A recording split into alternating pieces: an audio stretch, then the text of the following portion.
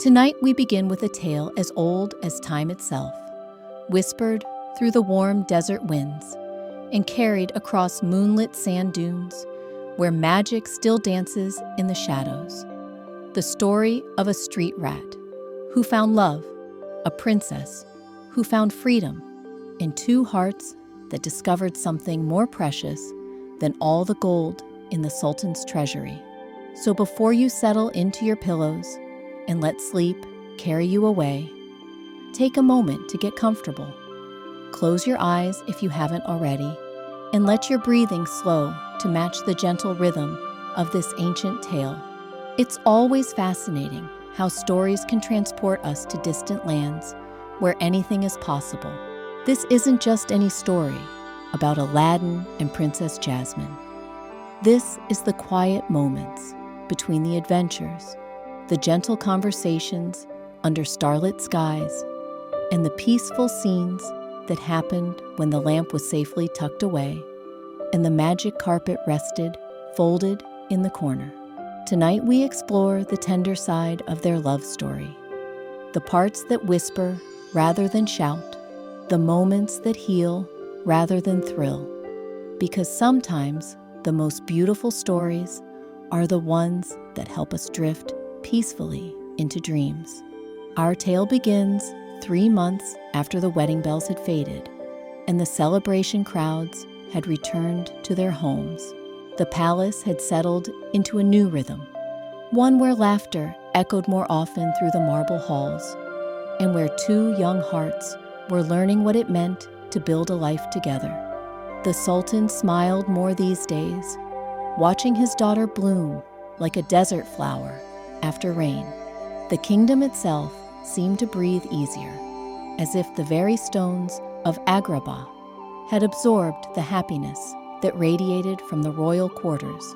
On this particular evening, as the sun painted the sky in shades of amber and rose, Princess Jasmine stood on her favorite balcony overlooking the palace gardens. The jasmine flowers for which she was named released their sweet perfume into the cooling air, and somewhere in the distance, a fountain bubbled peacefully. She wore a simple gown of soft blue silk that moved like water in the gentle breeze, and her long dark hair fell loose around her shoulders. No longer confined by the rigid styles demanded of formal court appearances, Aladdin found her there, as he often did during these quiet evening hours. He'd traded his princely robes for comfortable cotton pants and a simple white shirt, the sleeves rolled up from a day spent helping the palace gardeners tend to the date palms. His hands still bore traces of honest soil, and his face held that peaceful expression that came from work well done. He moved quietly across the marble floor, not wanting to disturb her meditation, but she sensed his presence as she always did. "The gardens are beautiful tonight," she said softly, not turning around, but knowing he would understand this as her invitation for him to join her. "The night-blooming jasmine is particularly fragrant. I think it's trying to tell us something." Aladdin stepped beside her, close enough that their shoulders almost touched, and breathed deeply of the scented air. "Maybe it's saying that some of the most beautiful things happen when the world grows quiet and still." His voice carried the gentle wisdom he'd gained from years of watching the desert, learning to read its moods and find peace in its vastness. They stood together in comfortable silence for several minutes, watching as the first stars began to appear in the deepening sky. A warm breeze stirred the curtains behind them, carrying with it the distant sounds of the city settling into evening. Merchants were closing their stalls, children were being called in for supper, and the muezzin's evening call to prayer floated across the rooftops like a lullaby. "Do you ever miss it?" Jasmine asked, her voice barely above a whisper. "The simplicity of your old life, when it was just you and Abu, making your own choices going wherever the wind carried you? Aladdin considered her question carefully, as he always did when she asked something that mattered. Sometimes, he admitted, I miss the freedom of not knowing what tomorrow would bring. There was something exciting about waking up and having the whole day be a mystery. He paused, watching a pair of doves settle on the garden wall below. But I wouldn't trade this for anything. This feeling of belonging somewhere, of having someone to share the sunsets with. The old freedom was lonely. Jasmine, this freedom, the one we've built together, is full of warmth. She turned to look at him then, her dark eyes reflecting the first starlight. I used to think freedom meant doing whatever I wanted, whenever I wanted. But now, I think maybe real freedom is choosing to stay somewhere because you want to, not because you have to. The wisdom in her words settled between them like a comfortable blanket. They'd both learned so much about love and choice and the difference between being trapped and being committed. The palace that had once felt like a prison, to Jasmine now felt like home because she'd chosen to make it so. The responsibilities that had once seemed overwhelming to Aladdin now felt manageable because he carried them alongside someone who understood. As the sky darkened to deep purple, tiny lights began to twinkle in the city below. Shopkeepers lit their evening lanterns. Families gathered around dinner tables, illuminated by oil lamps. And the palace itself began to glow with the soft light of torches and candles. It was the magic hour when day transformed into night, when the ordinary world took on an enchanted quality that needed no genie's assistance. Shall we take a walk through the garden? Aladdin suggested, offering his arm with the gentle courtesy he'd learned in their months of marriage. The night air is perfect, and I think the roses are trying to compete with your jasmine for the most beautiful fragrance.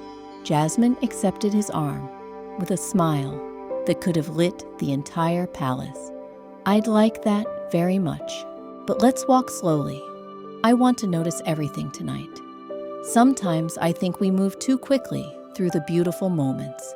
They descended the marble steps from the balcony, their footsteps soft on the smooth stone.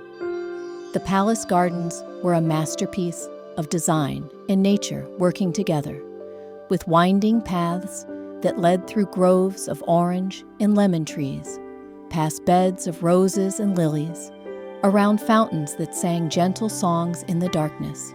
The air was filled with the mingled scents of flowers and herbs, and somewhere nearby, a nightingale began its evening serenade. They walked without hurrying, stopping to admire the way moonlight caught the water, droplets on flower petals, pausing to listen to the soft splash of fish jumping in the ornamental pond, standing still when a family of rabbits crossed their path on silent paws. These were the moments that mattered, the quiet scenes that built a life together, one gentle evening at a time. When I was little, Jasmine said as they paused beside a fountain carved with swimming fish, I used to make wishes on the first star every night. I wished for adventure, for excitement, for something to happen that would change everything. She sat on the fountain's edge, trailing her fingers in the cool water. I got all of that, didn't I? More adventure than any princess could reasonably expect. Aladdin sat beside her, watching the way the fountain's spray caught the starlight and scattered it like liquid diamonds. And now, what do you wish for now? Now?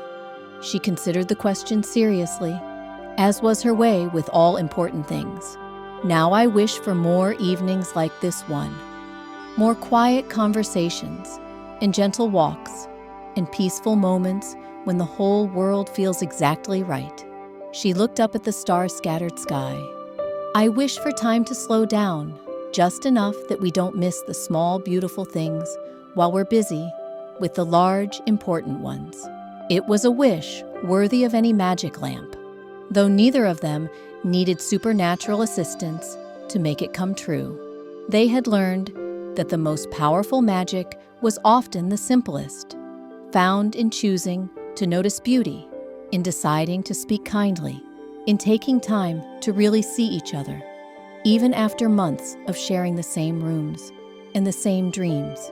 A peacock called from somewhere in the garden, its voice adding to the evening's symphony of gentle sounds. Palm fronds whispered overhead, stirred by the same warm breeze that carried the scent of jasmine and roses and the distant promise of rain. The night was perfect in its imperfection, beautiful in its ordinary magic, peaceful in its complete lack of drama or crisis or anything more exciting than two people learning to love each other more deeply with each passing day. "Tell me about the desert," Jasmine said, settling more comfortably against the fountain's edge. "About the nights when you and Abu would sleep under the stars. I want to understand that part of your life better." And so, as the night deepened around them and the palace settled into its evening quiet, Aladdin began to speak of sand dunes and shooting stars, of the way the desert sang when the wind was just right, and of the profound silence that could heal a troubled heart. His voice took on the gentle cadence of someone sharing treasured memories, each word chosen carefully, like selecting pearls for a necklace. "The desert at night is nothing like the city," he began, his eyes distant with remembrance. "When the sun disappears behind the dunes, the temperature drops so quickly you can actually feel the air changing around you. The sand that burned your feet during the day becomes cool and soft, like walking on silk that's been stored in a cellar." Jasmine closed her eyes, letting his words paint pictures in her mind. She could almost feel that cooling sand, almost hear the whisper of wind across endless emptiness. "Abu and I would find a spot sheltered by rocks, or maybe in the shadow of an old ruin," Aladdin continued, his voice growing softer as the night grew deeper. "We'd make a small fire, just enough to warm our hands and heat some dates or whatever bread we'd managed to find that day. But the real magic happened after the fire died down and we lay back to look at the sky." He paused, remembering, and Jasmine waited patiently for him to find the right words.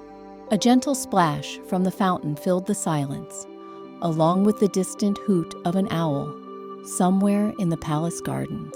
"In the city, you see some stars," he said finally. "But in the deep desert, away from all the lights and smoke, you see everything. The sky becomes this enormous dome covered in so many stars, you can't possibly count them all. They're so bright, they cast shadows on the sand.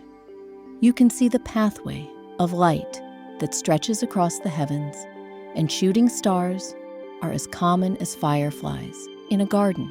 Jasmine opened her eyes to look at the stars above them now, visible but dimmed by the palace torches and the glow from the city. "It sounds beautiful," she whispered. "And lonely." "It was both," Aladdin agreed. "Beautiful and lonely, peaceful and frightening, enormous and intimate, all at once. Out there, you realize how small you are, but also how much you matter. Every breath feels important when you're surrounded by that much silence and space." They sat quietly for a moment, each lost in their own thoughts. Jasmine tried to imagine her husband as a boy, lying on cooling sand with only a small monkey for company, staring up at an infinity of stars and wondering what his life would become. The picture made her heart ache with tenderness for the lonely child he'd been and gratitude for the man he'd become. "The sounds were different too," Aladdin continued, his voice taking on an even more soothing quality as he settled deeper into the memory. During the day, the desert seems silent, but at night, it comes alive. You hear things you'd never notice otherwise. The sand shifting and settling as it cools, night birds calling to each other across the dunes. Sometimes the howl of distant jackals or the soft pad of a desert fox hunting for mice. "Were you afraid?" Jasmine asked, though she thought she already knew the answer from the peaceful way he spoke of those nights. At first, when I was very young, yes, every sound seemed like a threat. But Abu taught me to listen differently, to hear the desert's night songs as lullabies instead of warnings. He'd chatter softly to me when I was scared. And eventually, I learned that most of the creatures out there were just trying to live their lives, same as us. They weren't interested in bothering a small boy and his monkey friend. A warm breeze stirred the jasmine vines growing up the garden wall, releasing another wave of sweet fragrance. Somewhere in the distance, a nightingale began a liquid song that seemed to weave itself into the fabric of the evening. The palace felt wrapped in contentment, as if the very stones were listening to their quiet conversation. "The silence, though," Aladdin said, his voice growing even softer. "That was the most remarkable thing. Not empty silence, but full silence, rich silence. The kind that makes space for your thoughts to settle and your heart to slow down. In the city, there's always noise, always something demanding attention. But out there, wrapped in that enormous quiet, you could hear yourself think. You could hear yourself breathe. Sometimes, I think you could even hear yourself grow." Jasmine understood exactly what he meant, even here in the palace, surrounded by luxury and comfort. There were always servants moving through the halls, always meetings to attend, always some small crisis requiring attention. True quiet was rare and precious. "Would you like to see it sometime?" Aladdin asked, turning to look at her with eyes that held starlight. "Not for adventure or danger, just for peace. We could take the carpet one evening, fly out beyond the city lights, and camp under those stars. I could show you the way the desert looks when the moon is full, silver and mysterious as a dream." The suggestion sent a little thrill through Jasmine's heart. Not the wild excitement she'd once craved, but something gentler and more sustaining. The prospect of sharing that profound quiet with someone she loved, of seeing those countless stars reflected in his eyes, of falling asleep to the desert's night songs while wrapped in his arms. "I would love that," she said simply. "But not tonight. Tonight I want to be exactly where we are, learning about your memories and making new ones together." They rose from the fountain's edge and continued their leisurely walk through the garden paths. The night air had grown even more perfect, if such a thing were possible, cool enough to be refreshing, but still warm enough that they needed no shawls or cloaks. The kind of temperature that made you want to stay outside forever, breathing deeply of air that tasted of flowers and contentment. They paused beside a bed of night-blooming cereus, rare flowers that opened only in darkness and released a fragrance so exquisite it seemed almost magical. The white blooms glowed like small moons in the starlight, their petals unfurling slowly as they watched. "These flowers remind me of us," Jasmine said softly, reaching out to gently touch one perfect petal. "They save their most beautiful moments for when the world is quiet and still, when people aren't rushing around, too busy to notice something wonderful happening right in front of them." Aladdin moved closer, close enough that she could feel the warmth radiating from his skin and catch the scent of sandalwood and sunshine that always seemed to cling to him. "The palace gardener told me these flowers bloom for only one night," he said. "By morning, they'll close again and wait for the next perfect evening." It makes them more precious, doesn't it? Knowing they can't be rushed or forced or taken for granted. They stood together, watching the flowers continue their slow, graceful opening, each bloom a small miracle of timing and beauty. The moment felt suspended, as if time itself had decided to pause and appreciate the simple perfection of two people in love, standing in a garden full of night-blooming flowers, while the rest of the world slept. Sometimes I think the most beautiful things are the ones that happen slowly, Jasmine murmured. Like these flowers, like trust growing between two people, like learning to call someplace home. The quick, exciting things are wonderful. But these slow, beautiful things, they last longer. They go deeper. A shooting star streaked across the sky above them.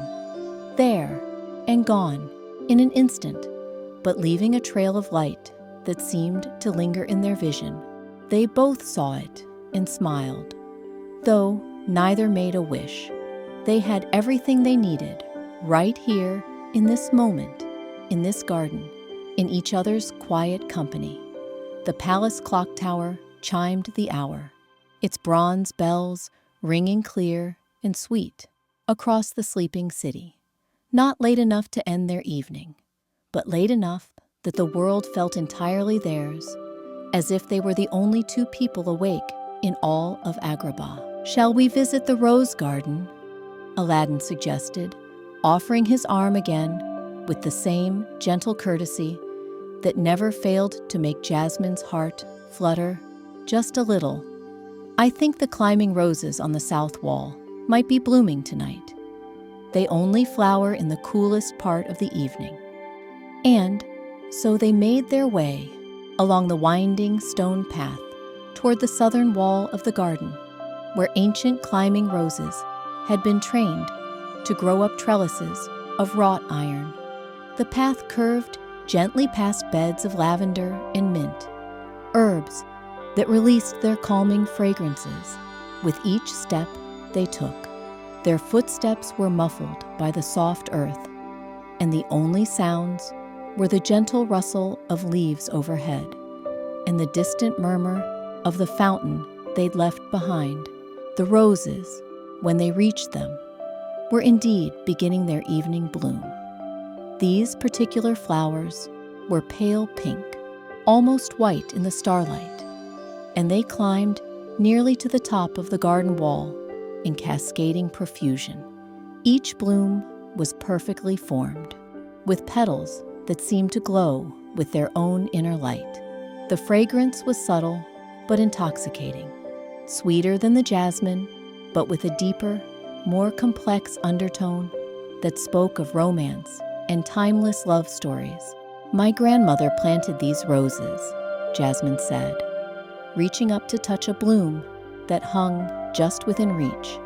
"She told me once that roses planted with love will bloom longer and smell sweeter than any others. I used to think it was just something grown-ups said to make children help with the gardening. But now, I think maybe she was right."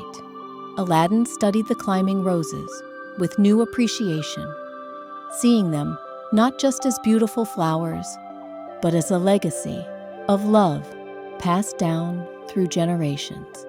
"She sounds like she was a wise woman.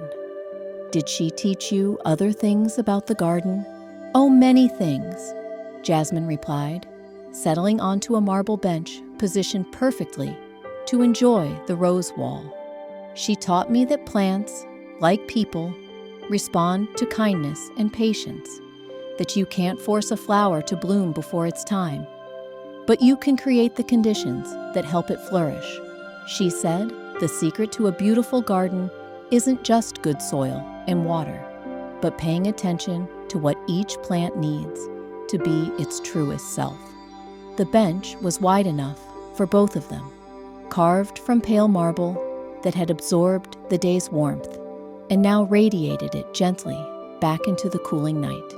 Aladdin sat beside her, close enough that their knees almost touched, and they both leaned back to look up through the rose-covered trellis at the stars beyond. "I think your grandmother would have liked Abu," Aladdin said with a smile in his voice. He always seemed to know exactly which fruit trees were ready for picking and which ones needed more time. Never once did he choose an unripe date or a sour orange. It was like he could sense what each tree was ready to give. "Where is Abu tonight?" Jasmine asked, suddenly realizing she hadn't seen the little monkey since earlier that afternoon. "Probably asleep in the kitchen, curled up near the bread ovens where it's warm," Aladdin replied fondly. "The palace kitchen staff spoils him terribly. He's gained weight since we moved here, and I think he's gotten used to sleeping on soft cushions instead of rocky ground. Sometimes I find him in the morning stretched out on a pile of silk pillows, like a tiny sultan." The image made Jasmine laugh, a sound like silver bells in the quiet garden. "He deserves to be spoiled after all those years of taking care of you in the desert. Loyal friends should be rewarded for their faithfulness." They sat in comfortable silence for a while, breathing in the mingled fragrances of roses and night-blooming jasmine, listening to the gentle sounds of the sleeping palace around them. A cat padded silently across the garden path, pausing to look at them with luminous eyes before continuing on its mysterious nighttime business. Palm fronds whispered overhead, and somewhere in the distance, a fountain bubbled peacefully. "Tell me about your dreams," Aladdin said softly, his voice barely disturbing the peaceful air. "Not the ones you have when you sleep, but the ones you have when you're awake. The things you hope for and imagine about our future." Jasmine turned to look at him, surprised by the question, but pleased by it. In the months since their wedding, they'd talked about many things, but somehow this particular conversation had never come up. "My dreams," she repeated thoughtfully, as if tasting the words. "I dream of children," she said finally, her voice soft but certain. "Not right away, but someday, little ones running through these gardens, climbing the orange trees, and getting their clothes dirty, and laughing so loudly the peacocks complain. I want to teach them the names of all the flowers and show them how to be gentle with growing things." She paused, watching a night bird settle on the rose trellis above them. "I dream of growing old with you in this palace that feels like home now, of sitting on that balcony when we're 70 and still finding new things to talk about, of becoming the kind of couple that young people look at and think, 'I want what they have.'" Aladdin reached for her hand, intertwining their fingers with the easy intimacy of two people who'd learned to read each other's moods and needs. "Those are beautiful dreams," he said. "What else?"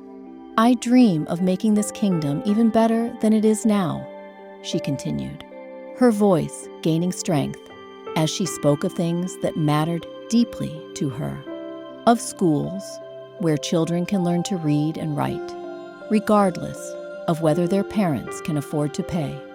Of hospitals where the poor receive the same care as the wealthy. Of a place where everyone has enough to eat and a safe place to sleep." These weren't idle wishes, but carefully considered plans that she'd been developing in her conversations with the Sultan and the kingdom's advisors. Dreams that were slowly becoming policies and programs that would outlast them both.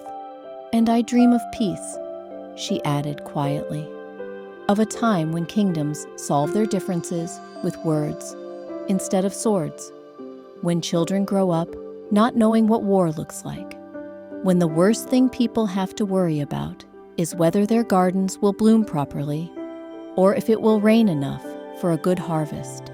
Aladdin was quiet for a long moment, absorbing the scope and beauty of her dreams. This was the woman he'd fallen in love with. Not just because she was beautiful, but because her heart was large enough to hold an entire kingdom's worth of hope and compassion. "My dreams are simpler," he said finally. "I dream of mornings when I wake up beside you and know that we have the whole day ahead of us to spend together, of teaching our children someday how to read the desert stars and how to gentle a nervous horse, of growing vegetables in a corner of the palace garden, and sharing simple meals made from things we grew ourselves." He squeezed her hand gently. "I dream of never taking any of this for granted, of remembering, even when we're old and comfortable, what it felt like to be hungry and alone and uncertain. I want to always be grateful for clean water and soft beds and people who love us." A warm breeze stirred the rose petals, sending a few drifting down to land on their shoulders, and in Jasmine's hair, she brushed them away gently, careful not to damage the delicate blooms. "Do you think dreams come true if you speak them aloud under the stars?" "I think dreams come true when you speak them aloud to someone who wants to help make them happen," Aladdin replied. "And when you're willing to work toward them day by day, even when the work is ordinary and unglamorous and nobody notices." Above them, the roses continued their slow evening bloom, opening petal by petal to release their fragrance into the night air. The stars wheeled slowly overhead, following their ancient paths across the sky. The palace settled deeper into its peaceful sleep, and the city beyond the walls grew quieter as even the most dedicated night owls sought their beds. "Shall we walk to the orange grove?" Jasmine suggested, after they'd sat in comfortable silence for several more minutes. "I love the way the orange blossoms smell at night, and I think the trees are full of fireflies tonight." They rose from the marble bench, brushing rose petals from their clothes, and made their way along another winding path that led toward the citrus trees planted in neat rows near the eastern wall of the garden. The orange trees were indeed alive with tiny lights, hundreds of fireflies blinking among the dark leaves like earthbound stars. The sight was magical enough to make them both stop and stare. The fireflies pulsed in slow, hypnotic rhythms, sometimes blinking in seeming unison, sometimes creating waves of light that rippled through the grove like gentle lightning. The orange blossoms added their sweet fragrance to the evening air, and the combination of light and scent created an atmosphere of pure enchantment. "It's like the trees are celebrating something," Jasmine whispered, afraid to speak too loudly and disturb whatever magic was happening among the branches. "Maybe they're celebrating us," Aladdin suggested with gentle humor. "Or maybe they're just happy to be alive on such a perfect night." They found a grassy spot beneath the largest orange tree and sat down, leaning back against the sturdy trunk to watch the fireflies dance above them. The grass was cool and soft, still slightly damp from the evening watering, and it smelled of earth and growing things this close to the trees. They could hear the gentle buzz of night insects and the occasional rustle of small creatures moving through the branches. "When I was little," Jasmine said, her voice taking on the dreamy quality that came with peaceful tiredness, "I used to think fireflies were tiny spirits that came out at night to check on sleeping flowers and make sure they were having good dreams." "Maybe they are," Aladdin replied, watching a particularly bright firefly hover near a cluster of orange blossoms. "Maybe that's exactly what they are, and we just happened to stumble into their nightly rounds." The idea pleased them both, and they watched the fireflies with renewed wonder, imagining tiny guardians, making sure every flower in the garden slept peacefully, and dreamed of sunshine and rain and all the things that made plants happy.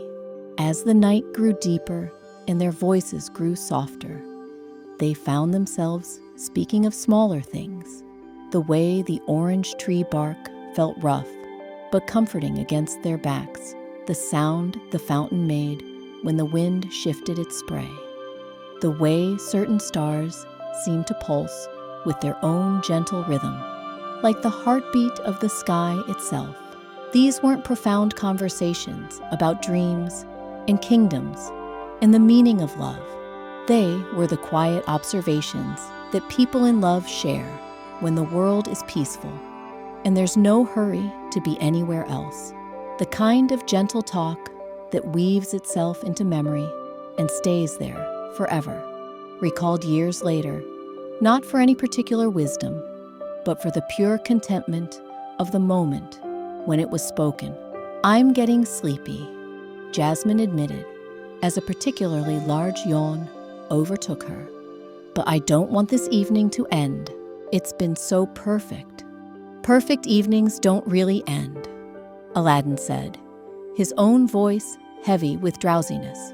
"They just transform into perfect dreams, and then into perfect memories that you can visit whenever you need to remember how beautiful life can be."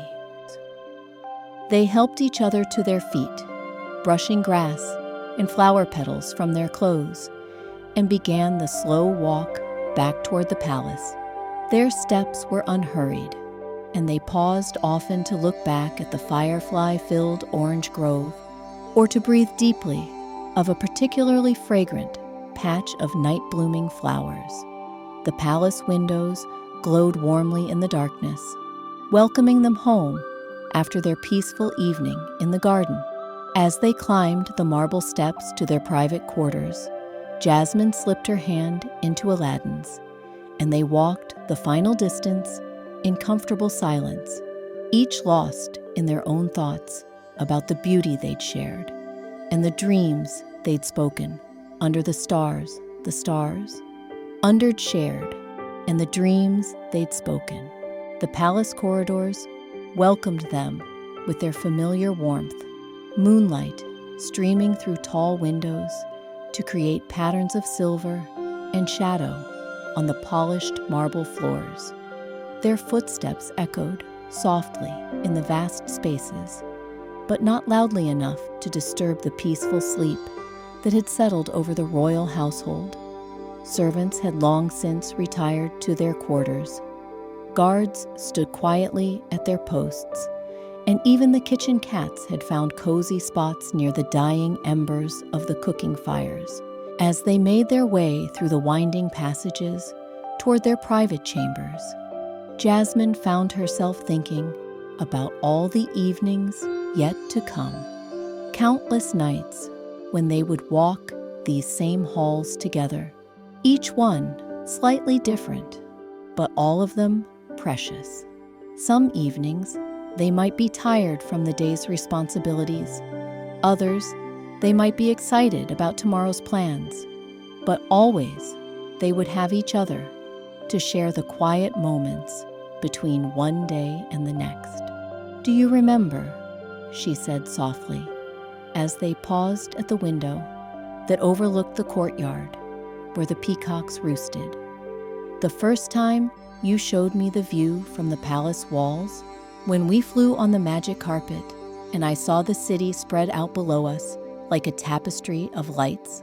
Aladdin smiled at the memory. "You were so amazed by how beautiful it looked from above. You said you'd never realized how the streets curved like rivers, or how the rooftops created patterns like a patchwork quilt made by someone who loved color. I still think about that sometimes when I'm making decisions about the kingdom," Jasmine said, watching a peacock settle its magnificent tail feathers for the night.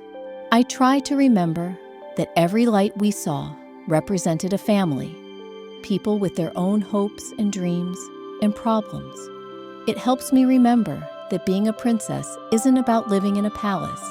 It's about serving all those families and making sure their lights can keep burning bright. They continued down the corridor toward their chambers, passing doors that led to rooms filled with their own memories. The library, where they spent rainy afternoons reading to each other. The music room, where Jasmine had taught Aladdin to play simple melodies on the flute. The sitting room, with the comfortable cushions, where they often had their morning tea and planned their days together. I love how this palace has changed since we've been living here, Aladdin observed as they passed a tapestry that hadn't been there when he first arrived. Not just the decorations and furniture, but the feeling of the place. It used to feel so formal and quiet, like a beautiful museum where people were afraid to touch anything. Now, it feels alive, like a real home, where people laugh and make mistakes and leave books open on tables because they plan to come back and finish reading them. Jasmine nodded, understanding exactly what he meant. My father says the same thing. He told me yesterday that he's happier now than he's been since my mother died, because the palace is full of joy again instead of just duty and protocol. He said, having young love in the house reminds everyone that life is meant to be celebrated, not just endured. They reached their private quarters, a suite of rooms that had been redecorated to reflect both of their tastes. Gone were the heavy golden furnishings and rigid formal arrangements of Jasmine's girlhood chambers. In their place were comfortable divans covered in soft fabrics, low tables perfect for sharing meals or spreading out maps and books, and windows dressed with curtains that could be drawn back completely to let in the morning sun and evening breezes. The bedroom itself was a sanctuary of calm, with walls painted in soft blues and greens that reminded them both of desert oases and peaceful pools. The bed was large and comfortable, covered in linens that smelled of jasmine and desert sage. Oil lamps burned low on either side, casting a warm golden glow that made everything look soft and dreamlike. "Shall I brush your hair?" Aladdin asked, a question that had become part of their evening ritual. It was something he'd started doing in their first weeks of marriage, when Jasmine mentioned how much she missed having her mother braid her hair before bed when she was small. Jasmine settled onto the cushioned bench before her dressing table, watching in the mirror as Aladdin picked up the silver brush that had been her grandmother's. His movements were gentle and careful, working through the long, dark strands with patience and tenderness. The repetitive motion was soothing to both of them, a quiet meditation that helped them transition from the day's activities to the night's rest. "Tell me about tomorrow," she said softly, her eyes drifting closed as the brush moved through her hair in long, peaceful strokes. "What are you looking forward to?" "The morning council meeting where we'll discuss the new irrigation project for the eastern districts," Aladdin replied, his voice taking on the satisfied tone he always had when talking about work that would help people. "The engineers have found a way to bring water to areas that have been dry for decades. If it works, hundreds of families will be able to grow their own food instead of depending on imports from other kingdoms." He paused in his brushing to gather her hair in his hands, feeling its silky weight. "And after the meeting, I thought we might visit the marketplace, not for any official reason, just to walk among the people and see how they're doing. Sometimes the best way to understand a kingdom is to listen to the conversations happening around the bread stalls and the fabric merchants." "I would like that," Jasmine said, opening her eyes to meet his in the mirror. "We could stop by Hassan's spice shop. His wife just had their fourth baby, and I've been meaning to bring them some of those soft blankets the palace weavers made. Small things matter as much as big irrigation projects, don't they? Sometimes more, Aladdin agreed, setting down the brush and beginning to braid her hair in the loose, comfortable style she preferred for sleeping. His fingers worked with practiced ease, weaving the strands together while being careful not to pull or tug. People remember kindness longer than they remember speeches about policy. When he finished the braid, Jasmine turned to face him, reaching up to touch his face with gentle fingers. "And what about you? What are you looking forward to tomorrow, just for yourself?" Aladdin leaned into her touch, closing his eyes briefly to savor the simple pleasure of being loved and cared for. "I'm looking forward to the hour after lunch, when we usually walk in the garden together, and to the evening, when we'll sit on the balcony and you'll tell me about the book you're reading, and to the moment right before we fall asleep, when you curl up against my shoulder, and I can hear your breathing slow down and know that you feel safe and happy." These weren't grand adventures or exciting plans, but they were the moments that built a life worth living. The small daily pleasures that created a foundation of contentment strong enough to weather whatever storms might come. They prepared for bed with the comfortable efficiency of two people who had learned each other's routines and preferences. Aladdin extinguished most of the oil lamps, leaving just one burning low beside the bed. Jasmine checked that the windows were open enough to let in the night breeze, but not so much that the morning sun would wake them too early. They moved around each other easily in the space, never getting in each other's way, each anticipating what the other needed. When they finally settled into bed, the silk sheets cool against their skin, Jasmine curled against Aladdin's side, exactly as he had predicted she would. Her head found its familiar place on his shoulder, and his arm came around her with the natural ease of countless nights spent this way. "Thank you for tonight," she whispered into the darkness, "for the walk in the garden and the stories about the desert, and for listening to my dreams. Sometimes I think the best part of being married is having someone who wants to hear about all the ordinary things that happen in your day. Thank you for sharing them with me," Aladdin replied, his voice already heavy with approaching sleep, "for trusting me with your thoughts and dreams, and for making even ordinary days feel special just by being in them." Outside their window, the night-blooming jasmine continued to release its sweet fragrance into the cooling air. The fountain in the courtyard bubbled quietly, and somewhere in the distance, a night bird called softly to its mate. The palace settled deeper into its peaceful sleep, guards making their quiet rounds, servants dreaming in their comfortable quarters, and even the kitchen cats purring contentedly in their warm corners. The magic carpet rested folded in its special place in the corner of their room, but tonight they had needed no supernatural assistance to find wonder and beauty. They had discovered it in each other's company, in the simple pleasure of walking slowly through a garden full of blooming flowers, in conversations that meandered like gentle streams through topics both profound and everyday. As sleep began to claim them, Jasmine thought drowsily about the desert nights Aladdin had described, with their carpet of stars and profound silence. Tomorrow, perhaps, they would take that journey together, flying out beyond the city lights to see those countless stars reflected in each other's eyes.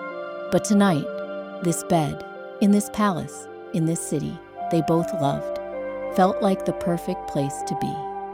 "Sweet dreams," Aladdin murmured, his lips brushing against her hair. "Sweet dreams," she whispered back, already drifting toward sleep on the gentle current of his steady breathing and the soft night sounds of the palace around them. And as they slept, the jasmine flowers continued their nightly bloom, releasing their perfume into the darkness like a blessing over the peaceful kingdom of Agrabah. The stars wheeled slowly overhead, following their ancient paths across the sky, and the desert winds carried whispers of contentment across the sand dunes that surrounded the city like protective walls.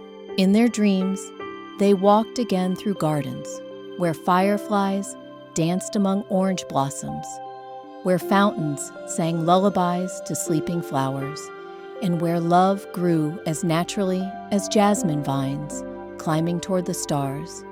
They dreamed of children running through sun-dappled courtyards, of growing old together on moonlit balconies, and of a kingdom where everyone had enough to eat and a safe place to sleep under the vast desert sky.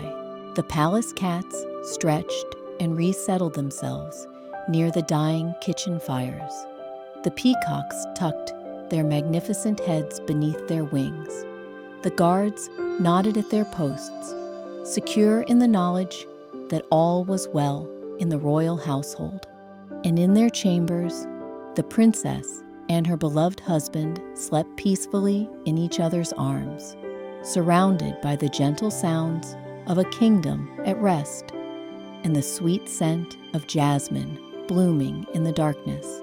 Their love story continued in dreams now, written in the language of slow breathing and peaceful hearts, in the trust of two people who had found in each other not just romance, but home. Tomorrow would bring its own joys and responsibilities, its own conversations and discoveries, but tonight belonged to rest and contentment in the quiet miracle of two hearts beating in rhythm beneath the same desert stars that had watched over countless love stories throughout the ages. The night wrapped around them like a soft blanket woven from starlight and jasmine-scented air, and their dreams were filled with all the gentle beauty they had shared, and all the peaceful tomorrows yet to come to come. And so our gentle tale draws to its peaceful close, like the last jasmine blossom settling softly onto moonlit marble steps. We've wandered through gardens where fireflies dance among orange blossoms, listened to desert stories whispered beneath climbing roses, and witnessed the quiet magic that happens when two hearts choose to build a life together, one ordinary evening at a time. In this story, we discovered that the most powerful enchantments aren't found in magic lamps or flying carpets, but in the simple choice to notice beauty, to speak kindly, and to take time to really see the person you love. We learned that perfect evenings don't require grand adventures, just comfortable silences and gentle conversations under star-scattered skies. As you drift toward your own peaceful dreams tonight, perhaps you'll carry with you the scent of night-blooming jasmine and the sound of fountains singing lullabies to sleeping flowers. Maybe you'll dream of walking slowly through gardens, where every step reveals something beautiful, or of conversations that meander like gentle streams through topics both ordinary and profound. Remember that the most beautiful stories are often the quietest ones, the moments that whisper rather than shout, the scenes that heal rather than thrill. And sometimes, the greatest magic of all is simply falling asleep, knowing you are loved, surrounded by the gentle sounds of a world at peace in the sweet promise of tomorrow's simple joys. Sweet dreams, and may your rest be as peaceful as a desert night filled with countless stars.